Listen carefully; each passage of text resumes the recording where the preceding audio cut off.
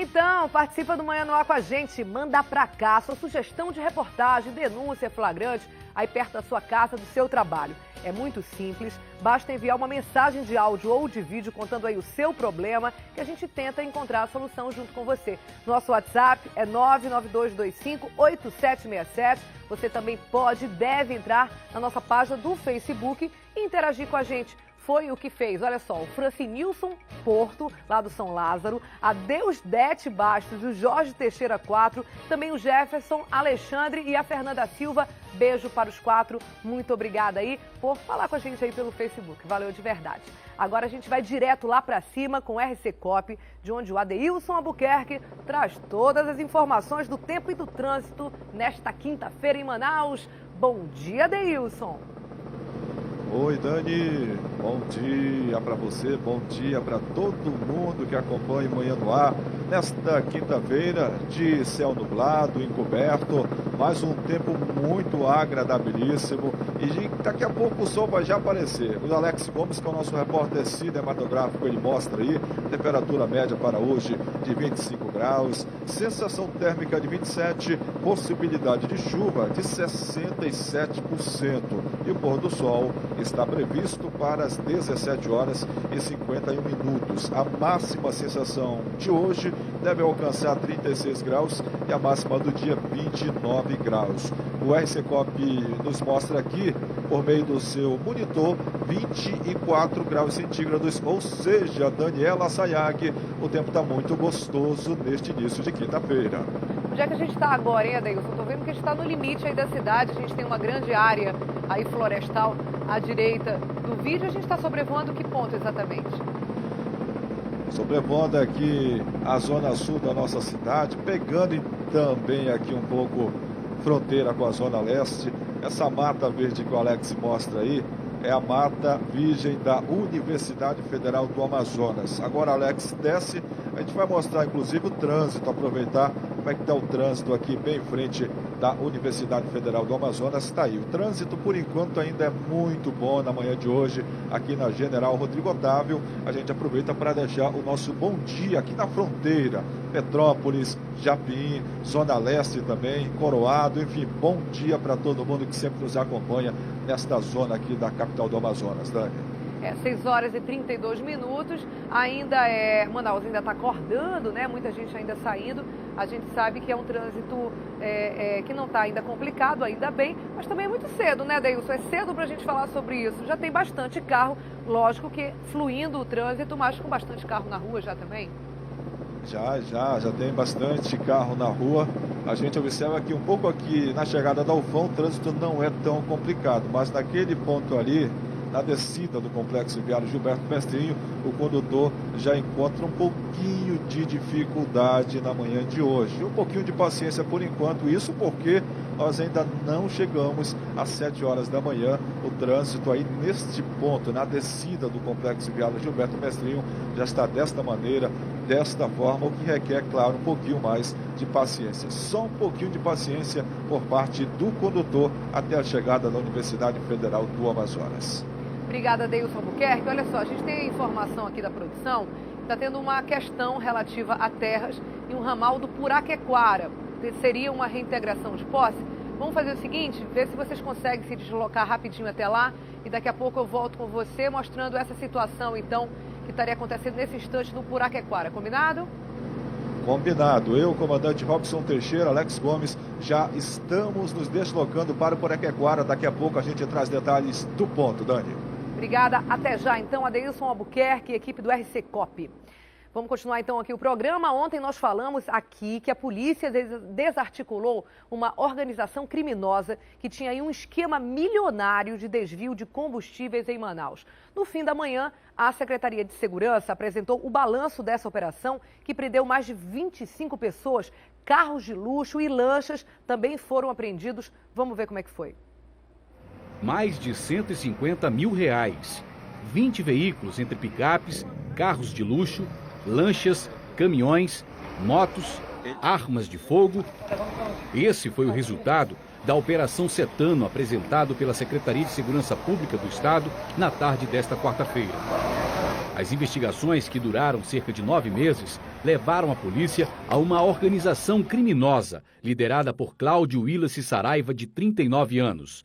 Ele é apontado como mentor de um esquema milionário que desviava mais de 500 mil litros de combustíveis por mês das usinas geradoras de energia de Flores e Jardim Mauá. Teve denúncia feita pelas empresas, teve denúncias anônimas, né? Teve várias denúncias que geraram essa investigação. Ela evoluiu muito rápido, né? Não tenho medo de dizer que foi uma investigação muito bem feita, tanto é que o resultado foi esse aí de quase 100% de êxito. 160 policiais atuaram na operação em cumprimento a 32 mandados de prisão e busca e apreensão.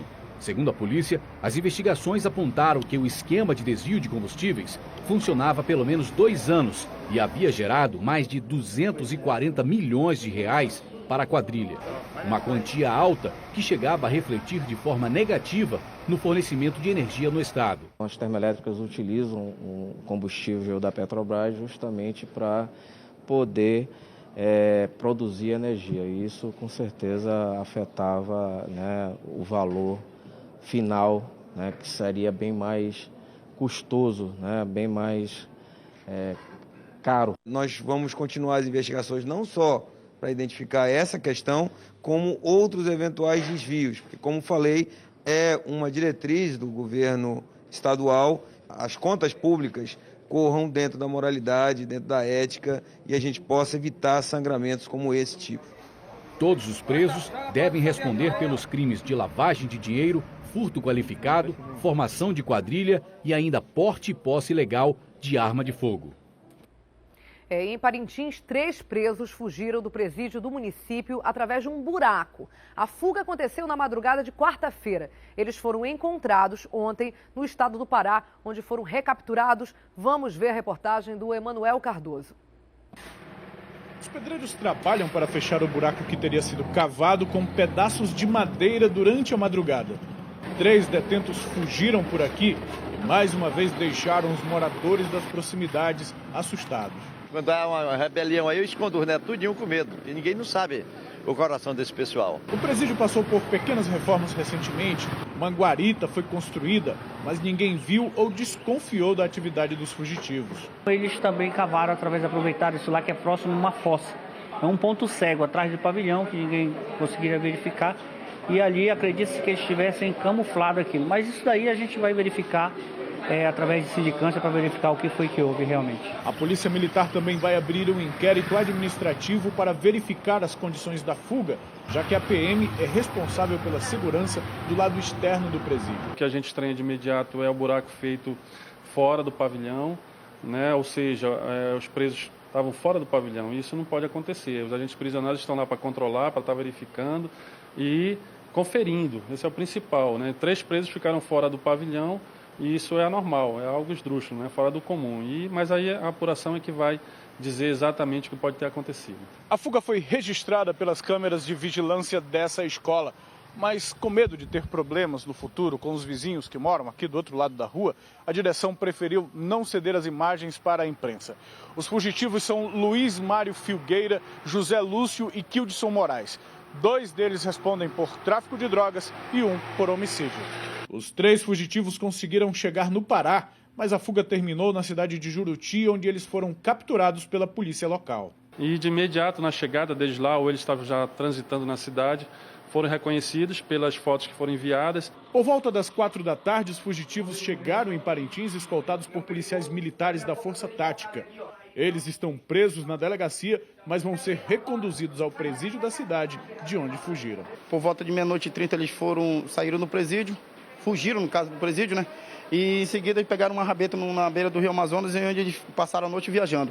Que chegaram em frente de Juruti, a rabeta foi a pique. O transporte fluvial deles foram a pique e eles tiveram apoio de uma outra pessoa que só conduziu para a cidade só. Aí chegando no local, foi todo feito um procedimento lá também na delegacia de Juruti, em seguida para o município de Parintins. E o caso da jovem de 18 anos que desapareceu durante o fim de semana aqui em Manaus terminou de forma trágica. Ela foi assassinada brutalmente. parte do corpo da jovem foi encontrado ontem nas proximidades do Porto de São Raimundo. A delegacia especializada em homicídios e sequestros investiga o crime, mas até agora ninguém foi preso. Vamos ver. Uma dor difícil de esconder. Minha filha saiu domingo à noite e não retornou mais para casa. Ana Carolina Nascimento dos Santos, de 18 anos, saiu na noite de domingo aqui da casa dela, que fica na Travessa Wilson Veralves, Novo Aleixo 2, para ir a uma festa aqui mesmo no bairro. Esse foi o último contato da jovem com a família. Os dias se passaram, Ana Carolina não voltou para casa. Foi aí que começaram as buscas. Foi nas margens deste igarapé que a família começou a perder as esperanças. No local, que fica a uns 500 metros da casa de Ana Carolina, estava a roupa que ela usava quando desapareceu, alguns objetos dela e um lençol ensanguentado. Documentos de uma outra mulher também foram encontrados. Os boatos sobre o paradeiro da jovem eram desanimadores. Procurando, perguntando, né, o pessoal, como a conversa anda, né, mandaram a gente procurar na beira do hip-hop. Uma parte do corpo de Ana Carolina foi encontrada boiando nas proximidades do Porto de São Raimundo. Ela foi esquartejada.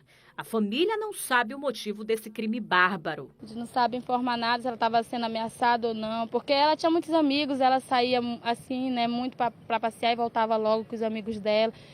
A dor virou revolta e os pedidos dessa mãe agora são por justiça. Eu faço um apelo, alguém que viu matar minha filha, não deixe esse crime impune. Minha filha não fazia mal para ninguém. Deixou um bebê de 2 meses, uma bebê de 2 anos. Minha filha tinha 3 filhos. Que tragédia familiar, né? Nossa solidariedade aí à família. Um homem foi morto durante troca de tiros com a polícia após ter roubado a bolsa de uma mulher no bairro Jorge Teixeira, lá na zona leste da cidade. Depois de levar um tiro, o assaltante ainda chegou a fazer 3 mulheres reféns, mas não resistiu aos ferimentos. Parte da ação foi gravada por câmeras de segurança. Vamos ver agora. Foi nesta rua, no bairro Jorge Teixeira, que 2 homens foram surpreendidos pela polícia instantes depois de roubarem a bolsa de uma mulher. As imagens de uma câmera de vigilância mostram o momento em que 2 policiais perseguem um dos suspeitos. Nesse momento, ele tira a arma da cintura e ainda tenta se aproximar de um rapaz para usá-lo como escudo. Como não consegue, ele atira nos policiais. Um deles chega a cair ao tentar se proteger do disparo. Na troca de tiros, o suspeito é atingido. Segundo a polícia, mesmo ferido, ele invadiu essa vila de casas e chegou a fazer 3 reféns. A ação durou pouco tempo e o acusado se entregou. Uma ambulância foi chamada, mas Mário Antônio Andrade morreu antes de receber o atendimento. Foi uma sorte, porque se os policiais não tivessem atendido meu pedido tão rápido, era meu irmão agora que eu estaria velando, não esse ladrão. Esta é a 2ª vez essa semana que um bandido troca tiros com os policiais e acaba morrendo. O outro caso foi na zona norte da cidade. Aqui na zona leste, um dos tenentes responsáveis pela 30ª SICOM explicou que esse é o procedimento da polícia. Os policiais recebem treinamento diuturnamente pela corporação e eles têm todo esse parâmetro de agir em legítima defesa, né, da própria vida e da pessoa que está sofrendo algum tipo de violência por algum tipo de infrator. O outro assaltante foi identificado como Adriano Barbosa Mendonça. Ele foi preso e levado para o 14º Distrito de Polícia. E nós recebemos ontem imagens que impressionam. Vamos ver essas imagens, gente. São milhares de peixes mortos num lago da comunidade Santa Luzia, no município de Beruri, que fica a mais ou menos 175 quilômetros aqui de Manaus. Eles estão morrendo, os peixes estão morrendo por causa da falta de oxigênio na água. Isso acontece nesse período do ano, em alguns lugares, por causa aí da temperatura elevada e da redução do volume de água causado pela estiagem. Os moradores da comunidade também reclamam, claro, do mau cheiro das moscas que tomam conta do local. Olha só a quantidade de peixe, a gente consegue ter uma proporção, aquela imagem anterior ali que a gente viu um homem em pé bem na margem, a gente consegue ver o tamanho aí do lago e ele completamente encoberto de peixes mortos. A gente imagina a situação, como é que não está por lá, né? Que coisa.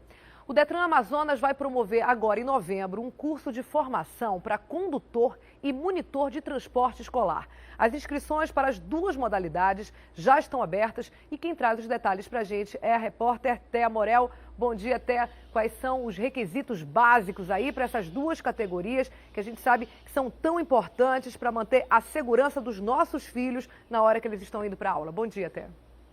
Bom dia, Daniela. Um dos requisitos básicos, principalmente para o condutor, né, que é quem vai dirigir a van ou o micro-ônibus do transporte escolar, é ter carteira D. Além disso, também é preciso, nos cursos, apresentar a certidão de antecedentes criminais. Isso significa que a pessoa que vai levar o seu filho para a escola, ela é idônea, ela não tem nenhum problema com a justiça.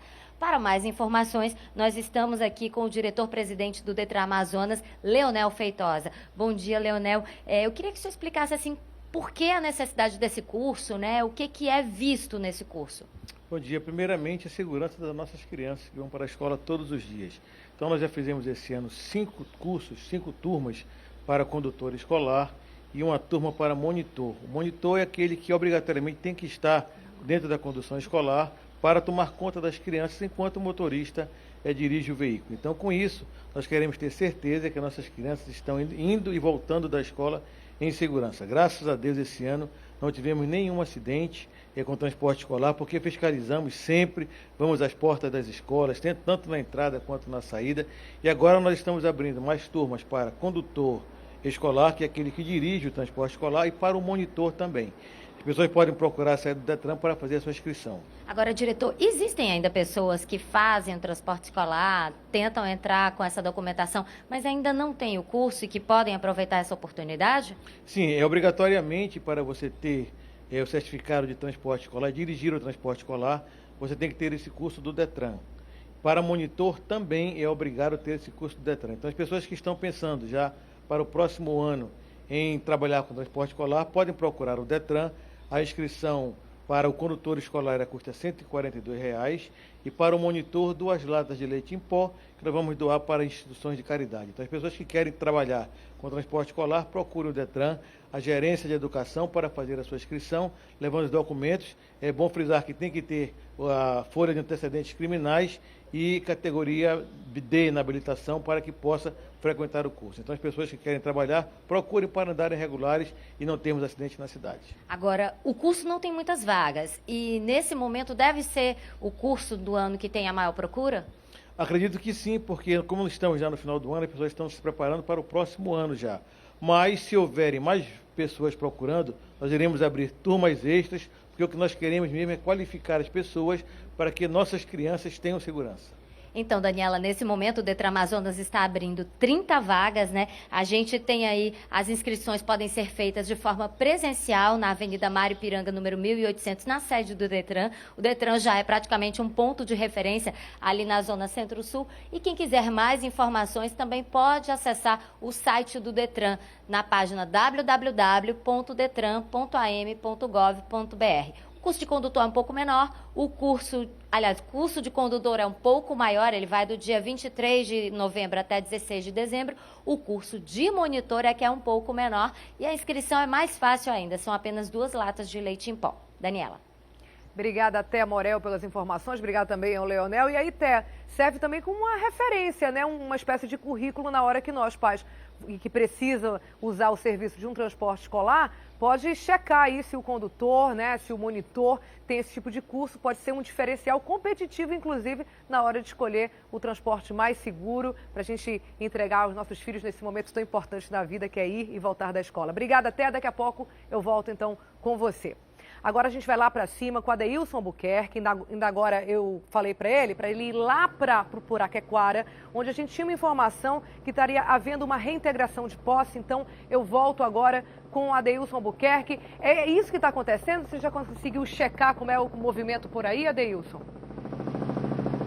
Perfeitamente. Daniela Sayag, é uma reintegração de posse mesmo que acontece aqui no Puraquequara, na zona leste da capital do Amazonas. Neste momento, Dani, o Wilson também já está simultâneo conosco, interagindo com os nossos ouvintes da Rádio Acrítica FM. É este ponto aí que o Alex Gomes mostra. inclusive ali um pouco mais embaixo, sobrevoando aqui o trecho, está o Águia da Polícia Militar do CRAE. Está aí, ó, dando um suporte, um apoio para os demais profissionais, as polícias civil, militar também, que estão lá embaixo, neste trecho aí, que o Alex volta para mostrar em detalhes. É uma área considerável, não é tão grande como aquela invasão José Melo que a gente mostrou, um pouco próximo daqui, mas é um terreno extenso, sim, e o que nos chama a atenção, Daniela Sayag e Wilson Lima, exatamente o contraste do verde com o desmatamento. Uma área muito densa. O Alex agora abre para mostrar um pouco em cima do vídeo, aquela área completamente verde, mata virgem, fauna, flora, e aí a gente volta para a invasão para mostrar esse contraste. No meio do verde, o cidadão invasor vai lá e desmata para tentar construir. Está aí o trecho. É este ponto que acontece a reintegração de posse aqui próximo da Vila do Puraquequara, na zona leste da capital do Amazonas. Adeilson, para a gente conseguir se localizar exatamente, a gente vê aqui, quem está assistindo a gente pela TV, a gente sabe que está simultaneamente também pela rádio, acima do vídeo a gente vê uma espécie de fábrica e logo depois ali o rio, acho que já é Rio Solimões, não sei se já é depois do Encontro das Águas ou pelo menos próximo ao Encontro das Águas, talvez seja Negro, talvez já seja o Solimões, eu não consigo identificar daqui por causa do sol que está refletindo a cor da água. Mas eu queria que você tentasse localizar melhor a gente. Essa invasão, ela fica próximo ali à estrada do Puraquequara, ela é dentro de um ramal, é mais distante. Onde é que a gente está exatamente sobrevoando nesse momento? Para a gente posicionar, ali em cima é a Vila do Puraquequara. Tá aí, o Alex fecha para mostrar a Vila do Puraquequara, onde muitas pessoas passam, vão para lá, tem igrejas, tem centros sociais, é a Vila do Puraquequara. E ali é a estrada que dá acesso à Vila do Puraquequara. Tá aí, o Alex fecha em detalhes para a gente tentar posicionar os nossos ouvintes da Rádio Acrítica e também os nossos amigos que acompanham Manhã no Ar. Tá aí, detalhadamente o Alex fecha na estrada do Puraquequara, que liga exatamente ali os bairros da Zona Leste aqui mesmo, com o Puraquequara, que é bem isolado neste ponto. E é claro, a invasão, essa reintegração de posse acontece exatamente bem quase ao lado aqui da Vila do Puraquequara, próximo à Amazon Aço também, que é uma empresa aqui que fica muito bem conhecida e posicionada aqui na zona leste da capital do Amazonas. Por enquanto o movimento é pacífico por aqui, a gente observa ali aí o Alex mostrando essa aí, Daniela Sayag e Wilson Lima, é uma das duas entradas que dá acesso para a invasão. A gente observa vários profissionais das polícias civil e militar aí posicionados. Ali, inclusive, tem ônibus da Polícia Militar, tem da Ronda Ostensiva Cândido Mariano, e aí eles estão posicionados. Este carro da Rocan está atravessado nesta que é uma das duas entradas aqui da invasão que a gente está acompanhando. Mais uma reintegração de posse e mais uma reintegração de posse na Zona Leste, na estrada aqui do Puraquequara, que dá acesso à Vila do Puraquequara, aqui bem mesmo no meio do mato, Daniela. É exatamente isso, a gente vê o carro da polícia ali, como a gente costuma dizer, enviesado, né, de lado, impedindo aí a saída e a entrada nessa invasão. A rua é bastante estreita, tem de um lado ali uma cratera, um buraco, do outro lado é uma área alagada, e aí o carro só tem acesso aí, além dessa rua, por mais uma outra entrada, e aí o carro da polícia acaba fiscalizando, impedindo aí quem está entrando e saindo. Nesse momento só dá para sair ou entrar a pé realmente, porque o carro impede que use um outro meio para sair. Adeilson, obrigada por enquanto. A gente volta com você daqui a pouco, daí ou de outro ponto da cidade. O Márcio Azevedo também está se deslocando para lá, já deve estar chegando e daqui a pouco traz para a gente informações de terra, de baixo, conversando aí com algumas pessoas para saber mais detalhes dessa reintegração que acontece nesse momento no Puraquequara, e a gente mostra ao vivo do alto pelo RC Cop. Obrigada, Adeilson, até daqui a pouco. Agora a gente vai para o estúdio da Rádio Acrítica conversar com o Wilson Lima, que também está ao vivo pela 93.1 e agora conversa com a gente aqui no Manhã no Ar. Bom dia, Wilson, tudo bem? Bom dia, tudo bem, Daniela? Vamos falar de social? Foram quase 4 dias aí, né, que o sistema não funcionou parcialmente ou nem funcionou mesmo, e aí o governo tomou essa atitude mais correta, né? É uma atitude sensata. Mais sensata de adiar, então, pelo menos por esse mês, a entrega das guias, né? Ontem o governo tinha emitido uma nota através da Receita Federal dizendo que não iria adiar o prazo que terminaria nesta sexta-feira. Mas aí a presidente Dilma Rousseff decidiu prorrogar o prazo até o dia 30 de novembro para que os empregadores possam fazer a impressão dessa guia para o recolhimento desses tributos do empregado doméstico. Inclusive, reclamou do posicionamento da sua equipe econômica, dizendo que o pessoal já deveria ter antes informado ou alertado sobre a possibilidade de uma prorrogação, na verdade, no prazo para que as pessoas pudessem fazer a emissão dessa guia. Emissão que pode ser feita no site isocial.gov.br. Wilson, vamos mudar de assunto, ainda falando de serviço. Algumas operadoras de telefonia estão mudando a maneira de trabalhar, mas a princípio, quando eu soube da notícia, eu achei que era uma questão de lei de mercado, né? Mas pelo jeito não é uma lei mesmo que impôs isso, é isso? Exato. O que acontece é o seguinte, a Anatel está reduzindo gradativamente os valores que são cobrados quando você faz ligações para operadoras concorrentes. O minuto já chegou a custar R$1. E aí, gradativamente, esse valor vai diminuindo. Atualmente, ele custa 16 centavos. Há uma previsão da Anatel para que, a partir de fevereiro de 2016, esse valor passe a ser cobrado de 10 centavos. E, até 2018, não haja essa cobrança entre as operadoras. A ligação vai ser gratuita. O que acontece? Algumas operadoras, como é o caso da TIM e da Oi, estão já se adequando a essa nova determinação, né? Não passam a cobrar extra pelas ligações feitas entre as operadoras concorrentes. Por que elas estão fazendo isso? Para fidelizar clientes e também por causa da concorrência dos aplicativos, principalmente o WhatsApp. Hoje o WhatsApp chega a fazer ligações, você fala antes, quando o aplicativo estava sendo ajustado para essa finalidade, havia um delay, havia um atraso na voz. Hoje praticamente você não percebe isso, então você consegue falar com alguém que está do outro lado da linha, que tem acesso à internet, sem maiores dificuldades. Inclusive, as operadoras se levantaram contra o aplicativo, disseram que era pirataria e estavam pressionando o governo para que começasse a taxar os aplicativos que permitiam esse contato de voz. E hoje a gente sabe que o WhatsApp é um grande concorrente das operadoras e essa também é uma das motivações para que as operadoras comecem a praticar isso. E é assim que funciona mesmo, a lei de mercado também, então não é só a lei realmente aí da Anatel que vai fiscalizar e tudo, mas a lei de mercado mesmo. E a gente sabe que as novas tecnologias vão surgindo na história da humanidade, sobretudo aí no século passado, onde teve um grande boom tecnológico, realmente é assim. E aí tem que dar, literalmente, né, Wilson, dando aquele jeitinho no corpo para conseguir sobreviver no mercado. O WhatsApp está aí e não tem como evitar que ou você se adequa, ou você vai perder mercado. É a história, por exemplo, do Uber.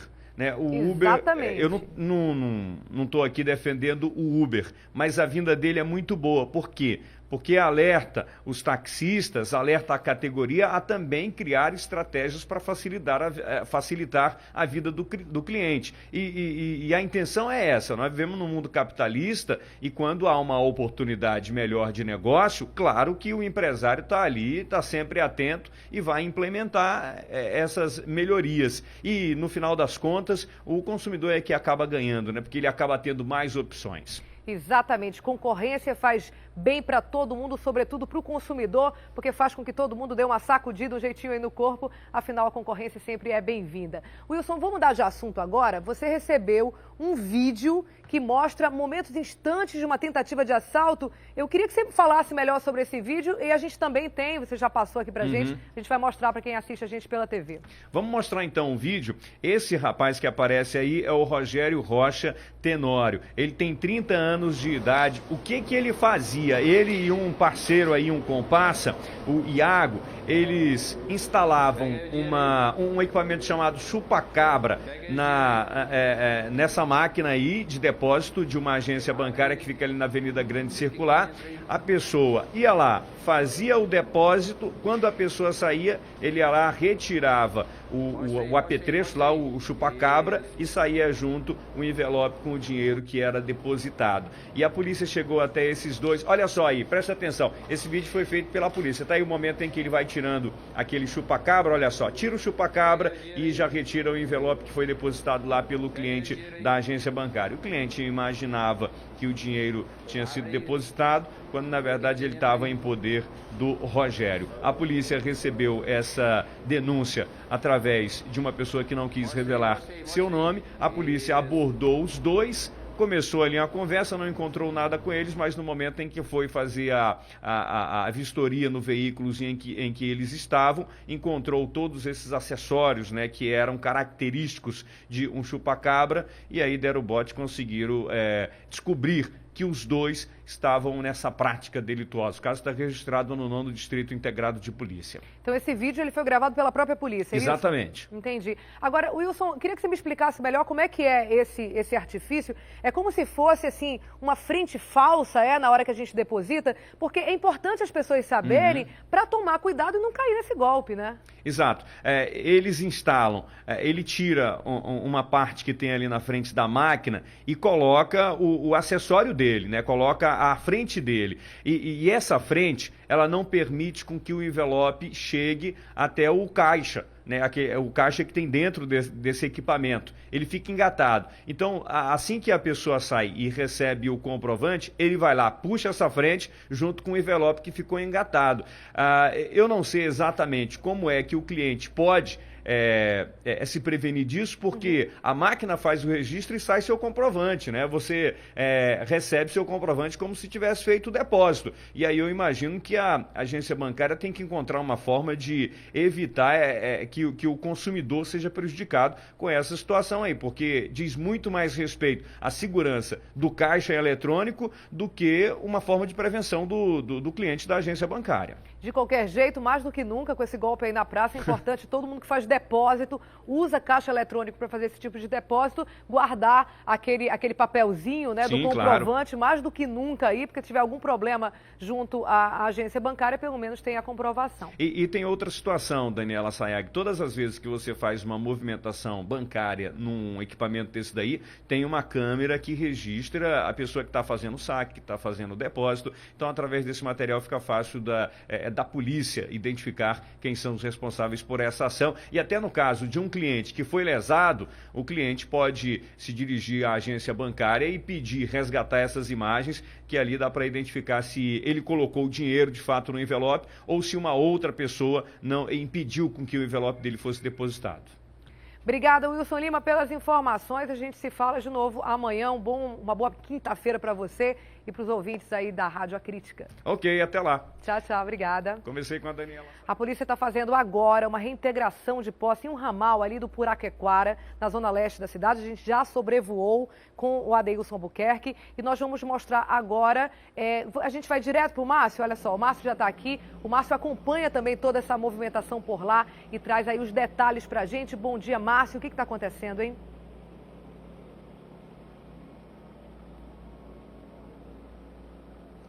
Danilo, bom dia. A reintegração está acontecendo desde as 5h40 da manhã, na verdade, assim que clareou, os policiais entraram aqui na área. Eles ficaram concentrados em frente à fábrica que mexe com aço, aqui bem pertinho de onde nós estamos, que na verdade disseram que é ramal do pescador, mas a gente vai mostrar aqui para você de onde a gente está. Ali onde está aquela torre que o Domingos está mostrando, é o ramal que dá acesso ao bairro do Puraquequara. Ou seja, isso aqui é ramal do Puraquequara, sim. A gente está a poucos metros aqui do bairro e começou a se erguer essas habitações desse terreno particular. Nesse momento, 2 tratores estão dentro já destruindo os barracos, todos de madeira, a gente não viu nenhum de alvenaria. Existe uma retroescavadeira aqui, né, passando mais aqui à frente, e acabou de entrar um segundo trator, uma espécie de pá mecânica para fazer a demolição. Há um terceiro trator ali na frente passando, um trator de esteira.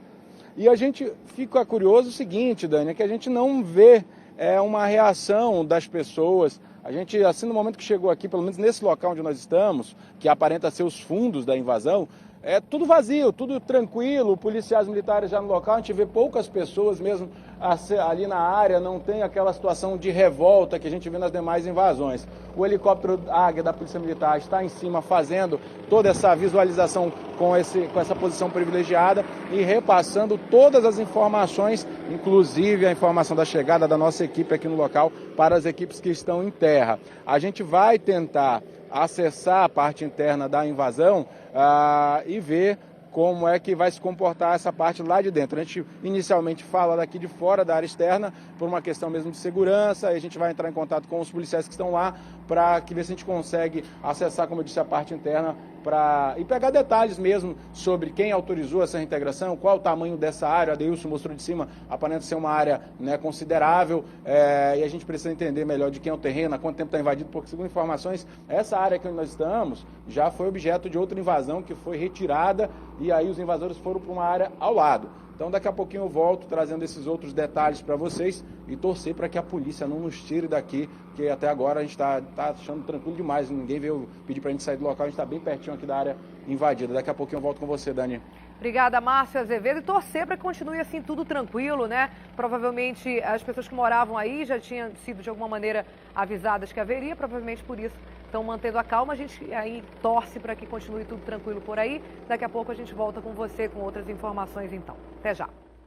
Quem está com o nome sujo e precisa renegociar alguma dívida tem até o dia 14 de novembro para participar aí de um feirão online que está sendo realizado pelo Serasa. Nós vamos voltar a falar com a Thea Morel, que vai explicar para a gente como é que o consumidor pode participar. Ter todo esse atendimento aí pela internet, como é que ele funciona exatamente? Precisa das duas partes, do devedor e do credor, é isso? Bem, Daniela, no primeiro momento não é necessário as duas partes, não. O atendimento realmente é todo pela internet, né? O primeiro atendimento, que é justamente quando o consumidor que acha que tem uma dívida vai procurar a Serasa para saber se realmente o nome dele está sujo e com qual empresas. E aí esse procedimento é relativamente fácil. É preciso acessar o site serasaconsumidor.com.br/superfeirão, que é esse programa, né, de renegociação das dívidas, faz um cadastro e logo vai aparecer as empresas com as quais aquele consumidor tem algum tipo de dívida. Em alguns casos, essas empresas já vão estar oferecendo ali uma renegociação da dívida, ou se não, vai ter os canais de atendimento que a pessoa precisa procurar para poder quitar essa dívida. Aqui ao meu lado, nós temos o Manuel de Oliveira, que é o superintendente da Câmara de Diretores Lojistas do Amazonas. Superintendente, isso é uma facilidade, né? E a gente sabe que nesse fim de ano é muito importante já começar o ano com as dívidas todas quitadas, né? Bom dia, Daniela. É verdade, é uma oportunidade que as pessoas têm para que realmente consigam ter facilidade de comprar no Natal. A campanha da cidade de Manaus é bem simples. As pessoas podem se dirigir a qualquer loja de atendimento da CDL e verificar realmente para que lojas estão devendo, para que lojas que registraram seus nomes. E buscar a loja onde fez a compra. Caso a loja não esteja ainda na campanha, ele pode ligar para o número 3621-3515 e que a CDL fará contato com essa loja, convidando para que entre realmente na campanha e aproveite essa oportunidade. A CDL oferece essa facilidade, não é, Manuel? Justamente de poder fazer essa negociação também com o lojista, né? Se a loja não for uma grande corporação, a CDL pode ajudar nessa negociação. Com certeza. Esse contato pessoal com a loja tem facilitado, principalmente porque negociar dívida sempre é uma coisa constrangedora. Então a pessoa diretamente com a loja, isso facilita e muito, né? É muito bem diferente realmente de você estar negociando por telefone. E o Superfeirão, né, essa renegociação vai até quando? Até o dia 30 de novembro. Nessa primeira quinzena nós já tivemos 16 mil pessoas que já aproveitaram a oportunidade para quitar suas dívidas. Ok, muito obrigada, Manuel. Bom, dentro do site do Serasa, né, essa renegociação vai até o dia 14 de novembro, ou seja, em qualquer um dos dois casos, tem bastante tempo para que a pessoa possa aí acabar com todas as dívidas e começar o ano de 2016 zerado. Daniela. Obrigada, Thea Morel, pelas informações, e também o Manuel. A gente torce aí que seja feita essa negociação, que as pessoas limpem os nomes e possam consumir de novo nesse Natal. Obrigada, Thea. Um grupo de indígenas está agora, nesse momento, invadindo a Assembleia Legislativa do Estado. É um protesto contra a proposta de emenda constitucional 215, que prevê novas regras para a demarcação de terras indígenas. A gente está lá ao vivo, nesse momento, sobrevoando a Assembleia com Adeilson Albuquerque. Adeilson, é exatamente isso que está acontecendo, né? A gente vê que eles estão fazendo aí uma dança de guerra muito em frente, não é no portão do lado de fora, já é em frente à porta que dá acesso à Assembleia, é isso mesmo? Exatamente. Daniela Sayag estavam fazendo uma espécie de dança de tribo aí, entraram ali correndo, inclusive, o portão que dá acesso ao terreno da Assembleia Legislativa do Estado do Amazonas, e agora se posicionaram ali naquela sala de espera, que dá acesso exatamente lá para dentro das salas do próprio plenário da Assembleia Legislativa do Estado do Amazonas. Neste momento, o prédio encobre, o prédio da Assembleia Legislativa do Estado do Amazonas encobre a nossa visão, mas o comandante Robson Teixeira já está dando 360 aqui para a gente posicionar e trazer detalhes. Esse grupo de indígenas, Daniela Sayag, agora simultaneamente para os nossos ouvintes da Rádio Acrítica FM, que estão acompanhando a entrevista, inclusive, com o presidente do Detran, o Leonel Feitosa. Neste momento a gente mostra vários indígenas naquela parte ali, quase na entrada da Assembleia Legislativa, que dá acesso ali naquela sala de espera da Assembleia Legislativa. Agora eles correm, faz uma espécie de dança neste momento, todos de braços dados, a gente observa neste momento, fazendo uma espécie de cordão de isolamento ali naquela área que fica no pátio, na entrada ali da Assembleia Legislativa do Estado do Amazonas. Reforçando, Daniela Sayag, que eles estão protestando, são contra a PEC 215, que altera a demarcação de terras. E é exatamente isso que eles vieram fazer aqui, reivindicar, gritar, pedir um posicionamento por parte dos deputados aqui da Assembleia Legislativa do Estado do Amazonas, pedindo o apoio acima de tudo, porque eles são contra aí as informações, principalmente as alterações da demarcação de terras que está proposto exatamente na PEC 215. Dani. Nesse momento eles estão aí de braços dados, fazendo uma espécie de ritual, né? Eles já percorreram aí o entorno do espelho d'água, que dá acesso à entrada principal da Assembleia Legislativa. De cima a gente consegue ver que, inclusive, formam uma espécie de desenhos, né? Uma dança realmente tribal, um ritual. Agora, Adeilson, no momento que você nos chamou, aparentemente, pelo que a produção me informou aqui, havia aí uma correria, isso, do portão aí para essa área que eles ocuparam agora, foi isso? Eu acho, Dani, que eles não esperavam que iam ter facilidade para entrar. Foi o que nós observamos, porque eles vinham andando da Bola do Eldorado, inclusive com o trânsito completamente parado na hora que nós estávamos chegando aqui. Eles vinham de braços dados da Bola do Eldorado até a chegada aqui da Assembleia Legislativa do Estado do Amazonas. Na nossa concepção, a gente imaginou que eles não esperavam que iam ter facilidades para entrar na Assembleia como tiveram aí. Então eles aproveitaram que o portão estava aberto e deram uma corrida. Aí eles entraram. Aí quando eles viram que não iam conseguir entrar naquela espécie de sala de espera ali na recepção, aí eles voltaram, pararam e agora estão fazendo essa espécie de ritual indígena tribal aqui bem nesta área aqui no espelho da Assembleia Legislativa do Estado do Amazonas.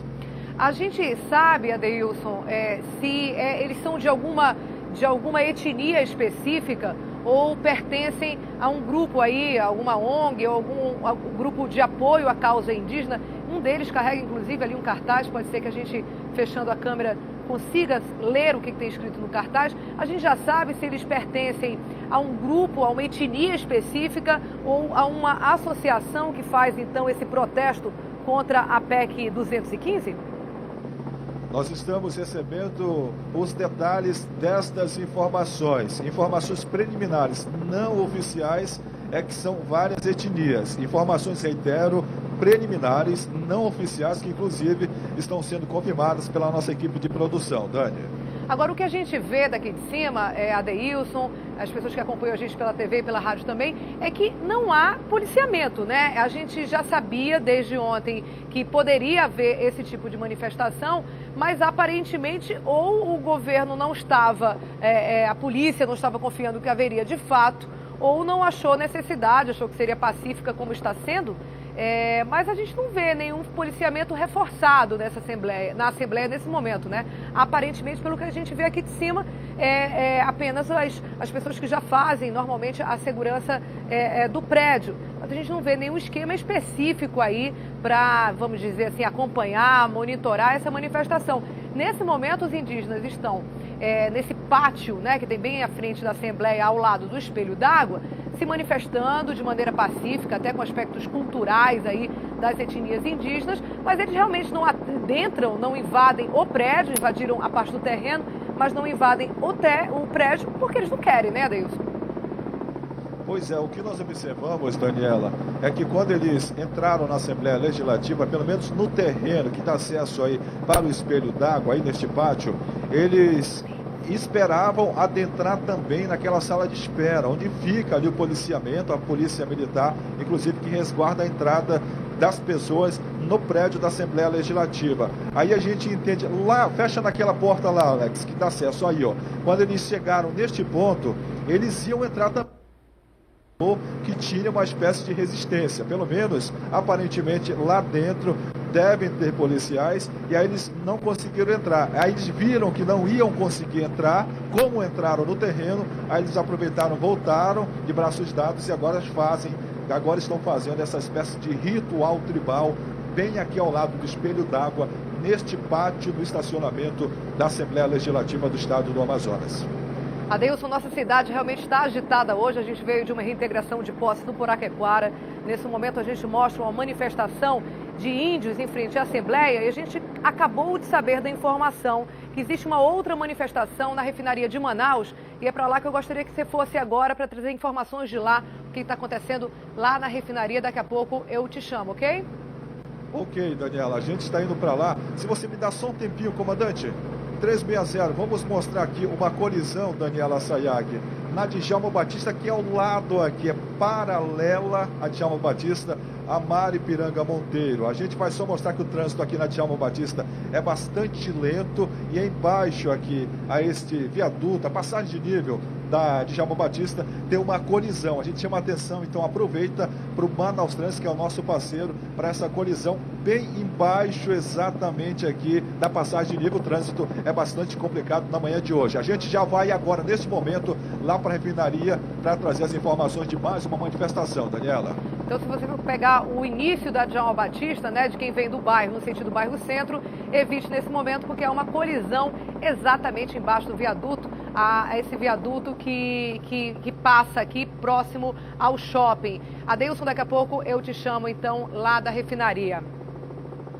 Agora a gente volta a falar com o Márcio Azevedo, ele acompanha nesse momento de terra, né, por parte da terra, a gente já sobrevoou com o RC Cop, com exclusividade. E agora o Márcio Azevedo já está lá, já entrou uma vez aqui no programa, agora volta a falar com a gente sobre a situação da reintegração de posse em um ramal do Puraquequara. Quais são as mais recentes informações, Márcio Azevedo?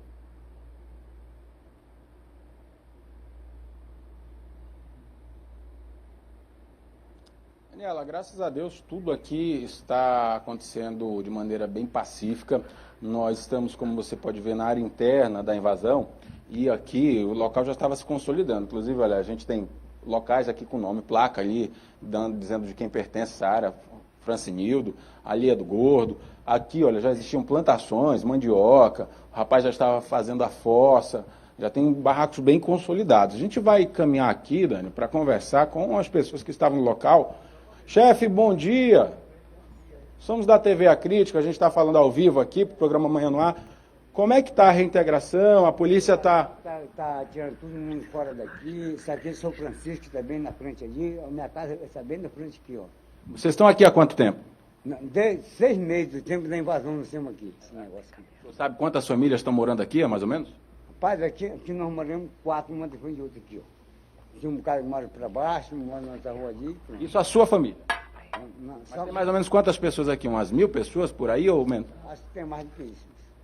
Mas a reintegração está sendo tranquila, ninguém está... Não temos mudado nada, temos cabeça fria, temos voltando aquilo que nós temos realmente fé em Deus. Muito obrigado. Como é que o senhor chama? Maí Ferreira. Tá aí, Dani. Conversei com o senhor Maí Ferreira, um dos ocupantes aqui da invasão. Como ele confirmou, está tudo tranquilo, os policiais estão ali, olha, nesse momento, a pessoa da Polícia Civil, Polícia Militar, o oficial de justiça também está lá. A gente vai dar uma chegadinha com ele para tentar pegar detalhes desse mandado de reintegração de posse que está sendo cumprido na manhã de hoje.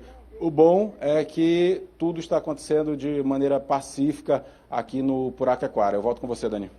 E tomara que continue assim, né, Márcio Azevedo? Mais informações, então, dessa reintegração de posse que acontece nesse momento no Puraquequara e que a gente acompanha aí com exclusividade, a RC Cop, Márcio Azevedo, desde as primeiras horas da manhã. Você vê, então, detalhes mais tarde, ao meio-dia, no Alô Amazonas. Obrigada, Márcio. Por enquanto, é só. Como a gente vem falando ao longo da semana, o mês de novembro é voltado aí para a atenção à saúde do homem através da campanha Novembro Azul. Ontem, a ação foi lançada oficialmente pela Prefeitura, que deve realizar aí uma série de atividades nos próximos dias. Vamos ver como é que foi. Eles andam distraídos, mas vale o esforço até no trânsito e chamar a atenção deles para a própria saúde. Oi, querido. O senhor procura uma unidade de saúde próxima da sua casa para estar se cuidando, vendo pressão alta, diabetes, tá? Palestra, vacinação, atendimento odontológico. A ação na Avenida Djalma Batista é apenas o início da campanha promovida pela Prefeitura. Nesses panfletos, as informações são valiosas. A gente tem aqui as explicações, as instruções que é com relação à saúde do homem para que eles possam estar cuidando da sua própria saúde. São temas como hipertensão, diabetes, imunização, atendimento odontológico, vacinação, alimentação e hábito de vida saudável. E não é para menos. Segundo a Sociedade Brasileira de Urologia, a cada 100 homens, mais da metade nunca consultou um urologista. Segundo este médico, a prevenção é o melhor caminho para detectar doenças graves, como câncer de próstata. A recomendação da Sociedade Brasileira de Urologia é que o rastreamento seja realizado a partir dos 50 anos. Se o homem tiver algum fator de risco, ou seja, um antecedente familiar positivo, ou os pacientes da raça negra, essa idade a gente antecipa para os 45 anos. E mesmo que o diagnóstico indique câncer, apesar do susto, essa médica explica que o importante é não desanimar. Nos dias atuais, a gente teve evolução tanto na cirurgia quanto da radioterapia e da parte de quimioterapia.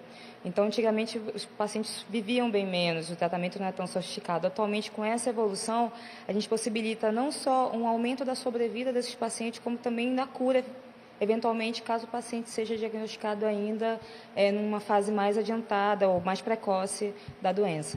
Por isso, durante a campanha Novembro Azul, aqui na capital, 10 UBS distribuídas em todas as zonas da cidade vão funcionar em horário ampliado.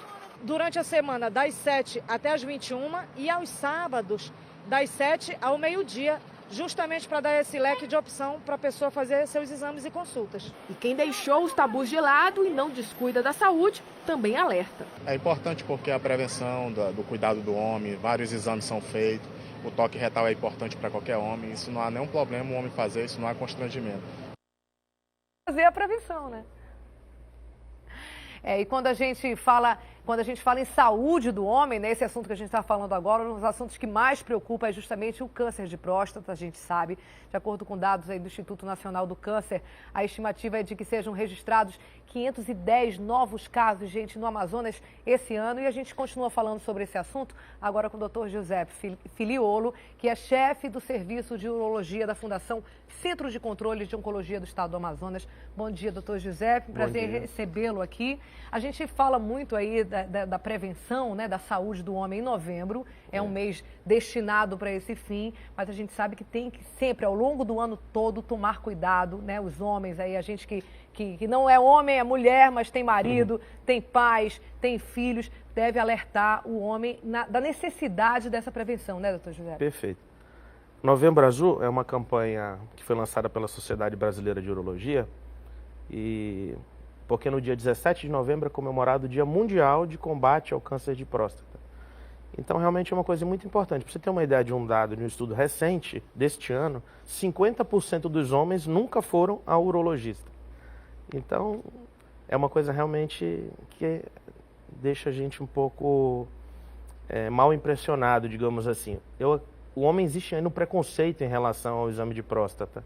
Isso é uma coisa que eu sempre digo para os meus alunos e para quando eu dou entrevista, que eu acho mais corajoso o homem que vai no médico, que procura se tratar, que faz o exame, que recebe o diagnóstico, que fica curado, do que aquele que tem medo ou preconceito e acaba ficando doente, depois não consegue mais trabalhar, não consegue mais sustentar a família, etc. Esse, para mim, não é o corajoso. Esse, para mim, é o medroso. O corajoso é aquele que vai, enfrenta o exame e, na grande maioria das vezes, tá tudo certo. Ou então, quando é feito o diagnóstico numa fase inicial, fase precoce, o tratamento atinge até 90% de chance de cura. Você falou que 50% dos homens nunca foram ao urologista. E os homens devem ir ao urologista, mesmo sem sentir nenhum sintoma, sem estar doente, a partir de que idade? Em relação específica ao câncer de próstata, a Sociedade Brasileira de Urologia recomenda que a partir dos 50 anos seja feito o exame de toque retal e o PSA. Não só, né, muita gente pergunta, mas não dá para fazer só o PSA, só o exame de sangue? Na verdade, o exame de sangue ele não é 100%. Digamos assim, existem quantos por cento? Em torno de 10 a 20% dos casos de câncer de próstata não alteram o PSA. É alto, né? 20% é alto, de você imagina. É um exame que você está se prevenindo mais ou menos, Exatamente, né? Ao passo que quando você associa os dois métodos, o toque e o PSA, aumenta bastante a chance de diagnóstico. Para você ter uma ideia, esses casos onde o PSA não se mostra alterado e o toque retal você consegue identificar a alteração, são os casos, inclusive, mais graves e que requerem, na grande maioria das vezes, tratamentos mais agressivos, porque senão o indivíduo acaba morrendo de câncer de próstata. Então, a gente fala muito do câncer de próstata, fala muito da próstata, nessa época, sobretudo, e a gente pediu para a nossa equipe de arte preparar, inclusive, um virtual, né? Vai aparecer aqui ao meu lado, olha só, esse boneco, e nesse ponto exato azul é onde fica a próstata, né?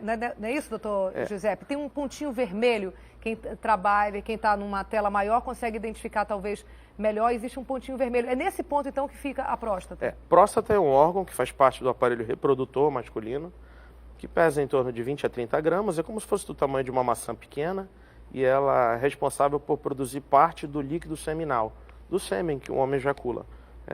Portanto, é um órgão de difícil localização, porque fica na região da pelve masculina, localizado abaixo da bexiga, em cima do reto, e a uretra passa no meio da próstata, ou seja, quando existe algum problema na próstata, sobretudo quando ele está numa fase mais avançada, o indivíduo tem manifestações bastante exuberantes, sobretudo dificuldade para urinar, pode ter sangramento na urina, pode ter, já quando está numa fase mais avançada, com metástase fora da próstata, emagrecimento, dor óssea, etc. É nessa fase que a gente não quer que chegue.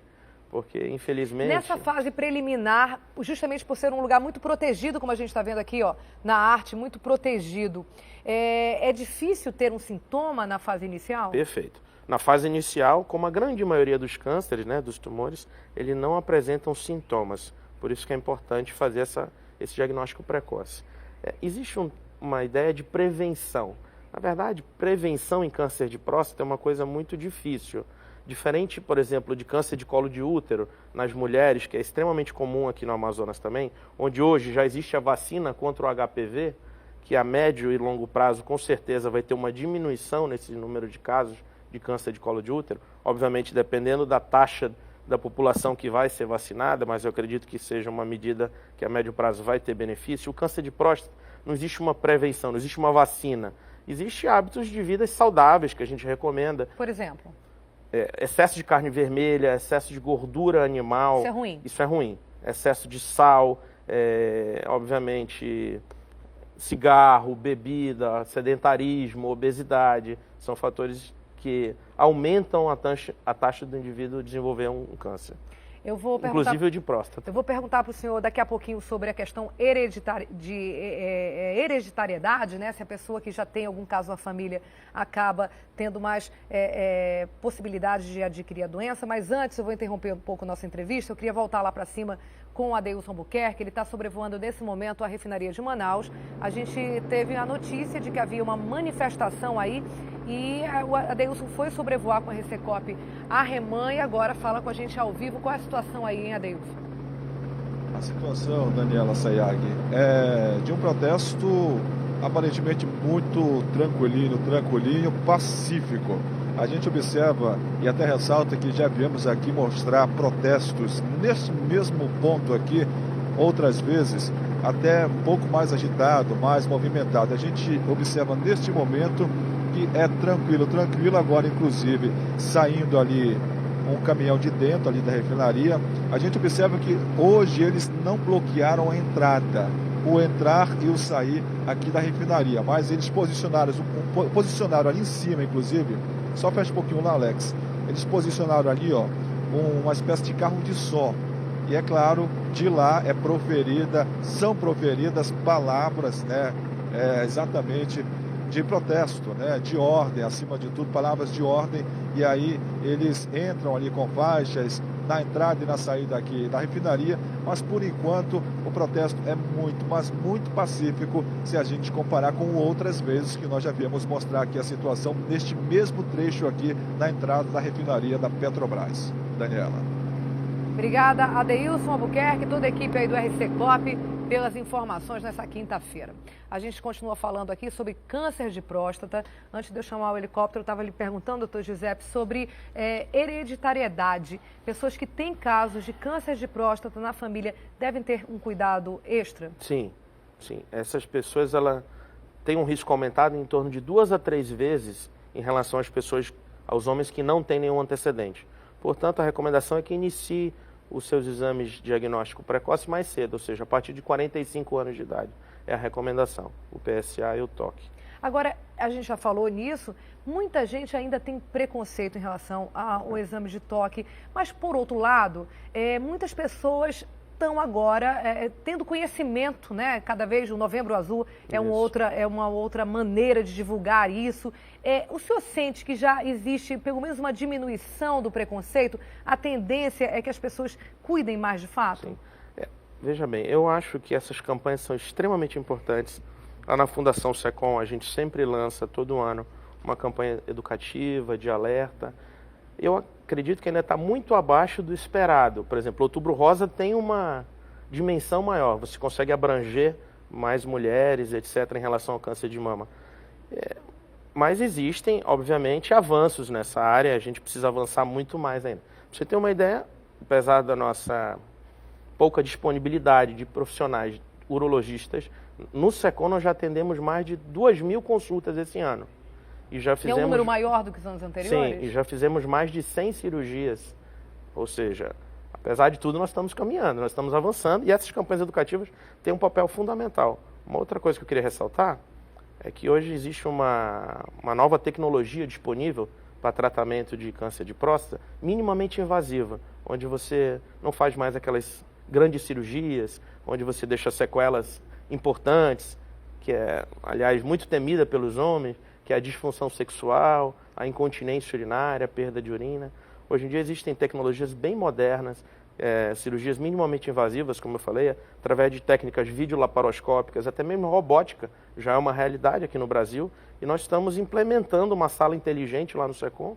A maioria dos equipamentos já chegaram, é um projeto de média duração, mas se Deus quiser nós vamos ter disponível essa tecnologia aqui no Amazonas também, para tratar melhor nossos pacientes. E no SECOM de forma pública e gratuita, sim, né? Sim, perfeito. Pois é, a gente estava conversando aqui, o doutor Giuseppe, antes da gente começar a entrevista, assim, muita gente, olha só que dado interessante, muita gente, homens, ainda tem preconceito em fazer com esse exame e não sabe o seguinte, que se deixar a doença avançar, pode ser até que consiga reverter, não morra, faça cirurgia, mas pode sim ficar com uma disfunção sexual. E se o câncer de próstata for...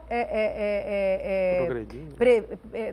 Progredindo? Não, se evitar que se progrida, se ele for diagnosticado precocemente, fica sem sequela nenhuma. Perfeito. A gente, os urologistas, estão trabalhando cada vez mais no refinamento da técnica. E realmente, quando você consegue fazer um diagnóstico precoce, o paciente é rígido, não tem nenhuma comorbidade, ou seja, tem a sua função sexual preservada, urina normal, grande chance de ele voltar a funcionar normalmente após a cirurgia. Diferente de um paciente, por exemplo, já com muita idade, ou que já tem outros problemas de saúde associados, tipo diabetes, hipertensão, já tem problemas sexuais. Obviamente, esse paciente, depois de operado... Vai continuar do mesmo jeito. Vai continuar do mesmo jeito, não vai melhorar. Mas a gente realmente está conseguindo bastante avanço na qualidade de vida. Além de curar o câncer, oferecer qualidade de vida. Isso é uma coisa muito importante e já é uma realidade. A gente consegue, o homem consegue viver depois normalmente. E quem está assistindo a gente agora e ficou sensibilizado, quer fazer o exame, ou vai estimular aí o marido, o filho a fazer o exame, como é que deve fazer? Quem deve procurar? É no SECOM? Isso. Essa questão que você falou é muito importante. As mulheres realmente eu vejo na prática clínica diária que elas têm um papel fundamental. Eu não sei, eu acho que a mente delas é mais esclarecida, elas têm menos preconceito e elas realmente ajudam muito, orientam os familiares, o esposo, os filhos, o pai, o avô, etc., a procurar um médico e tem um papel importante nisso. As policlínicas, em geral, elas podem fazer esse rastreamento. Se o indivíduo tem uma suspeita de câncer de próstata, precisa fazer uma biópsia para confirmar o diagnóstico e depois, se confirmar, ser tratado, aí ele deve ser direcionado para o SECOM. O SECOM, na verdade, é uma instituição que cuida de pacientes já com suspeita diagnóstica ou com diagnóstico confirmado, e aí sim vai ser feito o tratamento. Agora, para fazer o rastreamento, o screening, o check-up, pode ser feito no posto de saúde, pode ser feito na policlínica. Eu acho, inclusive, que é a porta de entrada. Caso necessário, vai ser encaminhado para a instituição que cuida disso.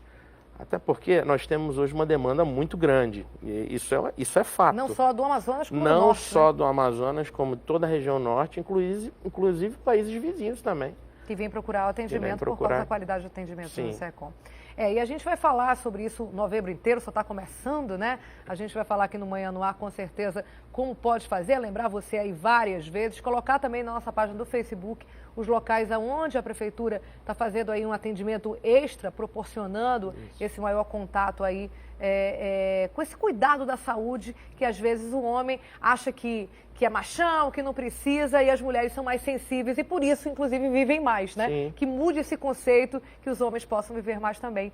Muitíssimo obrigado pelas informações. Eu conversei com o doutor José Filiolo, ele é chefe do Serviço de Urologia da Fundação Centro de Controle em Oncologia do Estado do Amazonas. Obrigadíssimo, doutor Muito obrigado, José, muito obrigado pela oportunidade. Até a próxima. Órgãos de defesa do consumidor entraram ontem com uma ação civil pública contra o aumento de 38,8% na tarifa de energia do Amazonas. A gente vem falando desse assunto, né? Entre os pedidos estão aí a suspensão e o cancelamento do reajuste anunciado, além da restituição em dobro de valores indevidos pagos por consumidores. Vamos ver. A ação civil pública foi assinada por 9 órgãos de defesa do consumidor. O documento foi elaborado após reunião com representantes da Eletrobras Amazonas Energia, que, segundo o PROCON estadual, não conseguiu justificar os quase 39% de reajuste que entraram em vigor no dia 1º deste mês. De todo aumento, pressupõe-se que algum investimento está sendo feito. E nós não estamos percebendo esses investimentos, essas melhorias. Então, nós temos tendo aí quedas constantes de energia, então, ou seja, queda do serviço essencial. Então, isso também é um dado muito importante. Quais foram esses investimentos? Então, todos os integrantes da defesa do consumidor querem saber, a população quer saber. O documento vai ser encaminhado à Justiça Federal e, além de solicitar a suspensão do novo valor, pede que o ressarcimento dos valores pagos indevidamente sejam em dobro. A previsão é que a ação seja julgada já nos próximos dias. A ação tem que ter uma resposta rápida por conta do perigo na demora de uma decisão se prolongar, porque o consumidor já está pagando esse aumento desde o dia 1º agora de novembro e a gente espera que haja uma reversão nisso.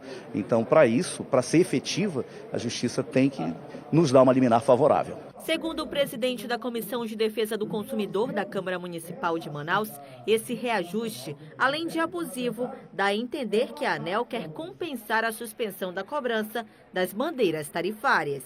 Nós vemos que a suspensão da bandeira tarifária acabou causando um mal-estar na ANEEL. O que nós estamos colocando na ação dos pontos é que nós não somos contrários a reajustes, até porque os reajustes são previstos em contrato anualmente. A questão é a modicidade. Se houvesse um reajuste de 3,9%, é claro que a população estaria reclamando, nós estaríamos reclamando, mas não haveria necessidade de se ingressar com uma ação civil pública para tentar impedir uma cobrança que é a maior cobrança se nós compararmos com outras praças do Brasil.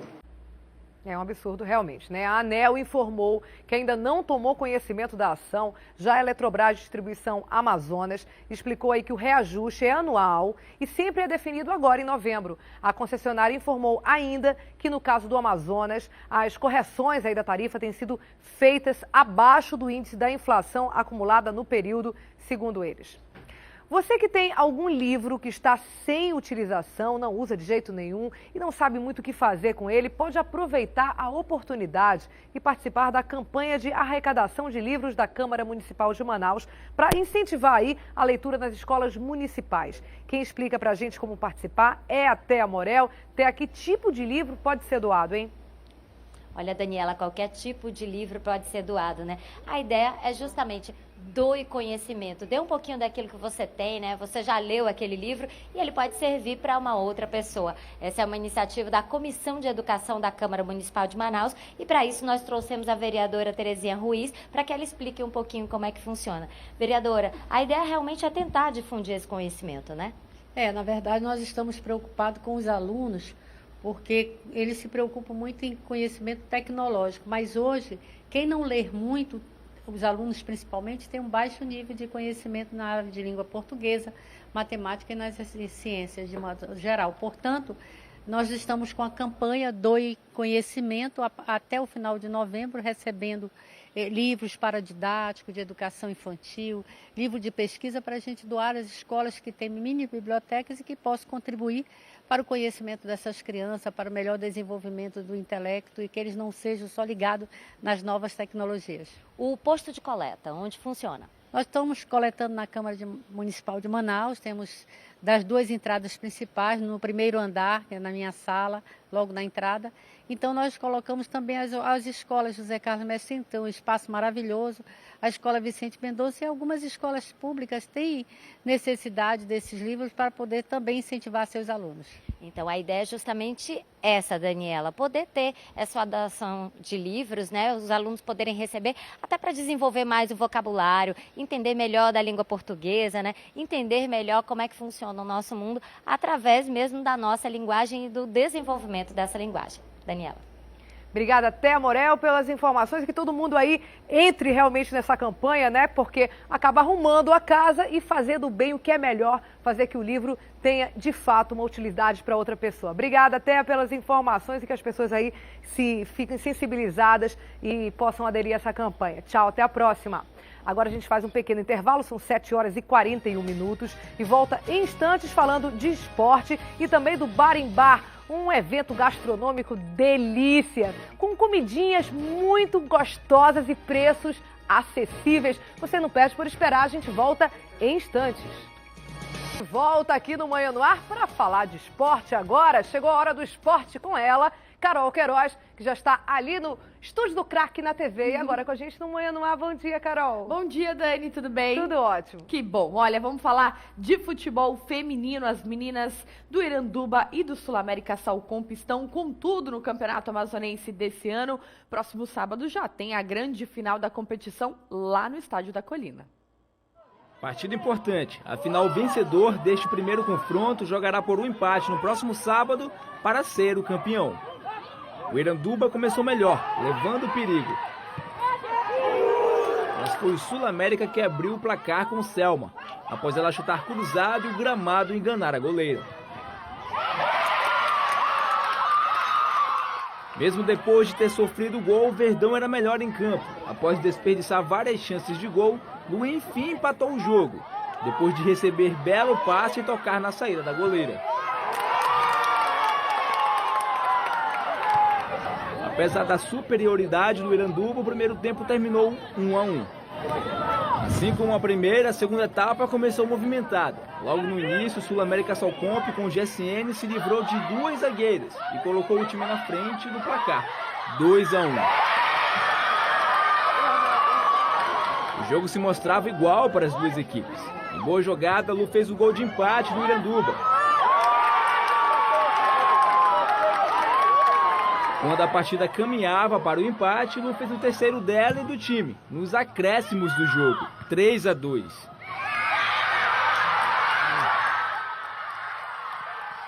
Eu só tenho a agradecer muito a Deus e minhas amigas acreditarem muito em mim, saber do meu potencial. Agradecer esse grupo maravilhoso e tamo junto aí, se Deus quiser, vamos pro próximo jogo. A treinadora do Sul América Salcomp espera corrigir os erros para o próximo confronto. Ficamos pouco com a posse de bola e para a próxima partida vamos tentar corrigir isso para tentar superar a equipe do Iranduba. Lembrando que o jogo de volta da final vai ser às 4 da tarde, no próximo dia 7, viu? No Estádio da Colina, no São Raimundo. E bom, esse clima de expectativa também chegou ao MMA. O lutador Robert Pato, conhecido aqui na capital por ser o dono de cinturões meio-médios, está de volta e já se prepara para as próximas competições, viu? O atleta amazonense assinou o contrato com uma organização de MMA dos Estados Unidos. Treinos incansáveis, golpes certos, muita, mas muita determinação. Foi assim que Robert Pato trabalhou para entrar para o WSOF, um evento de lutas norte-americano que reúne novos talentos do MMA e também ex-atletas do UFC. Uma organização grande, acredito que já deva estar ali entre segundo e terceiro. Então vamos fazer as 4 lutas que tem no contrato ou cumprir os 18 meses. E após isso, se Deus quiser, vai vir as 4 vitórias. A volta às competições foi muito comemorada por Pato, já que por conta de uma bactéria, o atleta ficou alguns meses afastado da luta. Foi um momento muito triste, né? Eu tive que trabalhar a minha mente mesmo. Procurei me assegurar com a minha família, a minha esposa, meus filhos, né? Que me deram uma super força mesmo, porque você ficar afastado do que você ama é complicado. Mas a gente foi vencendo. Em setembro eu peguei a bactéria, fui melhorar mesmo. Em janeiro foi quando eu retornei ao treinamento, aí foi só felicidade. Mas esse período aí, nossa, foi muito complicado. Desde que entrou para o MMA, Pato já fez 13 lutas na categoria meio-médio, até 77 quilos. E esse número pode aumentar nos próximos meses. A próxima luta ainda não tem data certa. Mesmo assim, a rotina de treinos é sempre intensa. E agora a gente está numa batida bem forte mesmo, entendeu? Treino de wrestling com o professor Valdeci, treino de MMA e boxe com o professor William Ricarte. E tudo aqui na Del Academia. E nisso a gente vai tendo uma crescente, né? Jiu-jitsu eu faço na minha academia mesmo, com meus alunos. Agora que está recuperado, ele já faz planos para o futuro. Não vou mais dar tempo não, é o UFC. Eu quero lutar o UFC, quero estar entre os melhores. E isso daí em 2016 acredito que vai ser uma realidade. Tá certo, boa sorte então pro Pato, agora rumo aos Estados Unidos. Dani, vou ficando por aqui, por hoje é só, mas amanhã tem mais esporte aqui no Manhã no Ar. Obrigada, Carol, um beijo pra você, até lá. Beijão. E você aí, hein, gosta de um bom petisco? Então não pode perder a 9ª edição do Festival Gastronômico Bar. Na festa de lançamento, o público pôde conferir pratos exclusivos que serão vendidos aí com até 50% de desconto. Que bacana, vamos ver. Camarão, lula, salmão, que dá tudo isso em petiscos. E acompanha com os molhos, né? Molho peixe de manjericão, que é batido com azeite, batido com parmesão e manjericão. E um vinagrete de 3 pimentões, cebola e morango, né? E se não pode comer frutos do mar? Então vai uma carne. Cupim ao alho com arroz de birubiru. O arroz birubiru é composto de ovos, mostarda, arroz e salsinha. E um acabamento com uma batata palha. Opções não faltam. Os petiscos exclusivos serão vendidos durante 18 dias nos bares e restaurantes de Manaus que participam do festival. O desafio é de criar petiscos inéditos para o festival e, mais importante, com preços promocionais, para dar essa possibilidade de quem não conhece o bar poder conhecer sabendo quanto vai gastar. O Bar em Bar também está na programação da Feira Internacional de Gastronomia, que acontece de 17 a 19 de novembro no Centro de Convenções Vasco Vasques. 13 bares aqui de Manaus estão aí participando dessa edição do Festival Gastronômico Bar em Bar. E para saber quais são os pratos principais desses estabelecimentos, basta acessar o site www.barimbar.com.br Os preços são bem acessíveis, como a gente falou, variam aí de R$ 12 a R$ 35 e o evento acontece até o dia 22 desse mês. A gente fica por aqui agradecendo muitíssimo a sua companhia aqui no Manhã no Ar e convidando para você ficar com a nossa programação. Agora tem Fala Brasil, logo depois, hoje em dia, às 11 tem Magazine e meio-dia, Alô Amazonas. E a gente, eu e você, se vê amanhã, 6h30 aqui no Manhã no Ar. Tchau, gente. Ótima quinta. Até lá.